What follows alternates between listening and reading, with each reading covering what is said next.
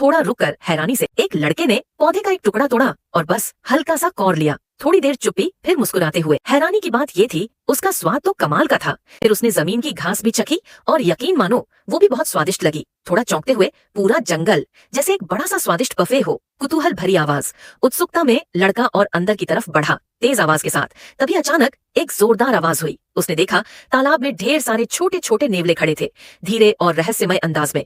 उन्होंने भी उसे देख लिया, लेकिन हमला नहीं किया, बस उसे ऐसे घूरने लगे जैसे कुछ सोच रहे हों, मजाकिया लहजे में। लड़का भी कहाँ किसी से डरता था, उसे तो बस एक बढ़िया नहाने का मौका चाहिए था। तेजी से नेवलों को भगा दिया और पानी में कूद गया बिना किसी झिझक के, आराम की सांस लेते हुए। पानी बहुत सुकून देह था, वो खुशी से तैरने लगा। थोड़ा अचानक, लेकिन तभी वहां एक बाघ आ गया, रहस्यमय अंदाज में।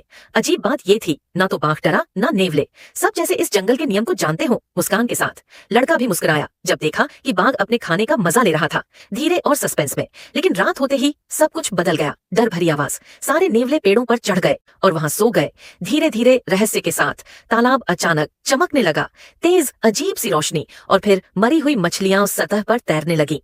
थोड़ा रुककर उनके शरीर ऐसे लग रहे थे जैसे किसी ने उन्हें आधा खा लिया हो। धीरे, डर के साथ बाघ भी दूर ही रहा। शायद उसे पता था कि इस द्वीप पर कुछ बहुत डरावना है। धीरे और चौंककर लड़के ने एक अजीब सा फूल तोड़ा और उसे फाड़ा।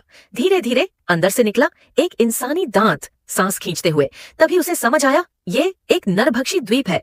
तेज और घबराहट में अब भागना ही पड़ेगा। अगली सुबह लड़के ने अपनी नाव में खाना भर लिया, जड़ें और कुछ नेवले भी। थोड़ा सोचते हुए, शायद ये खाना बाघ और उसके लिए कुछ दिन तो काफी रहेगा। गहराई से जब वो द्वीप छोड़ गए तो फिर कभी किसी ने उस डरावने द्वीप को नहीं देखा। थोड़ा मजाकिया, रास्ते में बाघ ने मछली पकड़ने की कोशिश की, लेकिन तैरने में कुछ खास नहीं था। हंसी के साथ लड़के को बहुत हंसी आई जब तक बाघ उसकी तरफ तैरता नहीं आया। तेजी से वो फौरन नाव पर चढ़ गया। मजेदार अंदाज में उन्होंने मछली पकड़ने के जाल से भी खूब खेला। लड़के ने खाना डाला और थोड़ी देर में एक बड़ी मछली फंसी, थोड़ी गंभीरता से। इतनी बड़ी थी कि उसे मारने के लिए पत्थर का हथौड़ा इस्तेमाल करना पड़ा। थोड़ा बुरा लगा, पर जिंदा रहने के लिए करना ही पड़ा। थोड़ा खुशी से बाद में उड़ती मछलियां भी आ गईं, इतनी सारी कि लड़के को खुद को ढकना पड़ा। धीरे से उसने चुपकर भरपेट खाया।